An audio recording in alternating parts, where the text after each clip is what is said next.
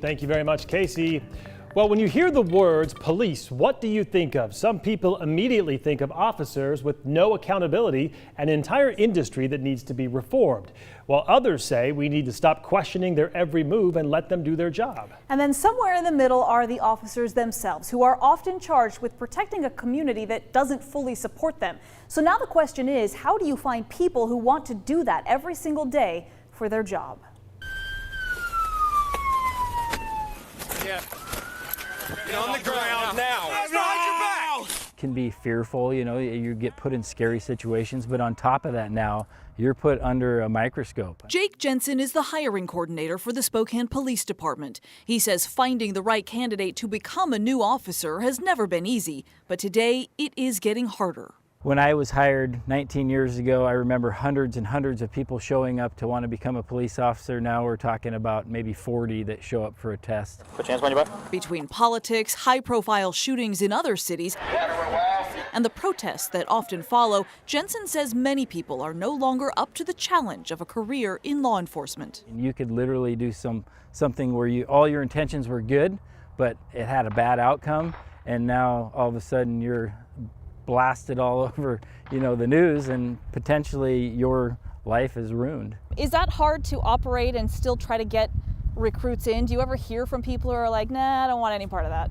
Yeah, definitely. I mean, we try to go after, you go to the college recruiting fair and you get the 21-year-old and you try to entice them into a career in law enforcement, and it's like, it just sounds like a big headache to them to take on that responsibility. Their shock has turned into anger at the Spokane Police Department for what happened at this gas station Saturday night. And Spokane police have been held responsible over the years in many ways, starting after the Otto Zem killing in 2006. Officer Carl Thompson was eventually convicted in the brutal baton beating of the developmentally disabled man, and the Department of Justice came back with a full review of SPD, recommending 38 fundamental changes to limit use of force and improve the department's relationship with the community. Changes like increased mental health and bias training, community programs, and a more formalized role for the Office of the Ombudsman to increase oversight and accountability. I see the object in your pocket, so keep your hands out for me, all right? Officers say those changes that started 8 years ago have put them ahead of other departments that now are struggling to adapt.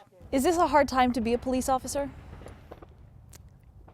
I mean, I would say that it's always a hard time, right? Social media, the amount of, availability, things to see news stories across the country. I mean, I think that's kind of what makes it more difficult. We need to see your hands, Travis. Take your hands out of your pocket. Go away. Travis Rosengrant is one of SPD's newer recruits who signed up 2 years ago despite the difficulty. His supervisors say life experience gave him the tools he'll need in this new era of law enforcement. I was born and raised in Spokane. Kind of bouts with homelessness, things of that nature. Stayed at the Salvation Army for a short period of time, just kind of, for one reason or another, just trying to live, kind of where we could. We need you to turn around, put your hands behind your back so we can take it into custody. It's not going to happen. I just grew up a little different, kind of taught me to look at things a little differently.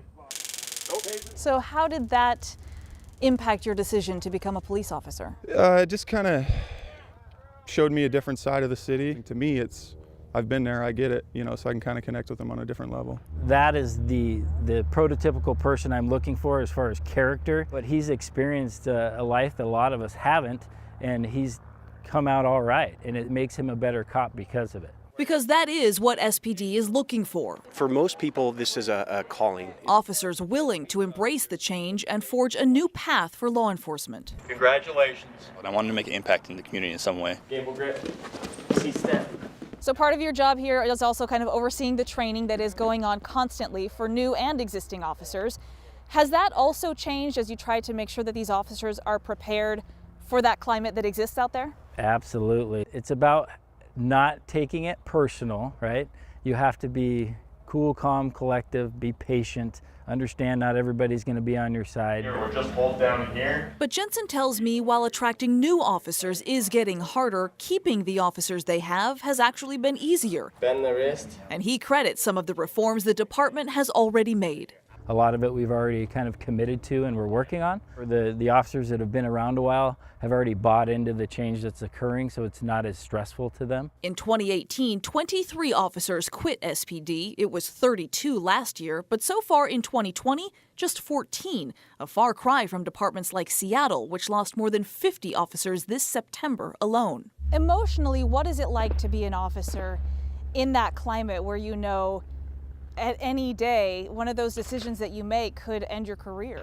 Everyone handles it differently. I will tell you that I loved going to work, but I dreaded every call. And what I mean by that is I loved my coworkers, I loved the job I did, but I would worry, is this the call where the complaint comes that ends my career? Greg Butler joined SPD just last year, a transfer from Austin, Texas, where he says community support was not like it is here in Spokane. I began to watch the city lose its support for its officers. City council members began to strip away funding for the city, and the administration began to hold officers to an unreasonable standard. Was there ever a time that you thought about leaving law enforcement altogether? I think it's crossed my mind, and I think that in the last year of what we've seen happen in this country, officers would be dishonest. They said that that wasn't a thought they had, and out of that fear, I began to look elsewhere. Is that an opportunity perhaps though for Spokane?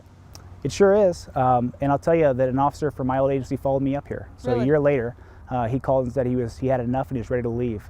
And he was like, I'm thinking about going over to the Seattle area. And I said, you're crazy.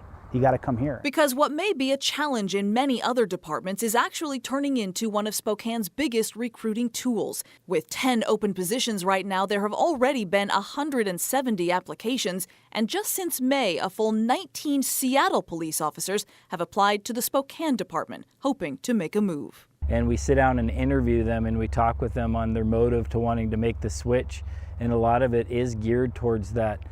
Not necessarily community support, but maybe the political support that really just eats at them. I wouldn't work there for twice the wage they're offering to you. And the reason I wouldn't was because you're going to be worrying about your civil and criminal liability on every call you go to because of the way the city operates. Both officers agree law enforcement is changing. They just hope some things can stay the same. That slippery slope of cities like Seattle and Portland, where officers don't feel supported, that can expand to other places. And I wouldn't want that to happen here.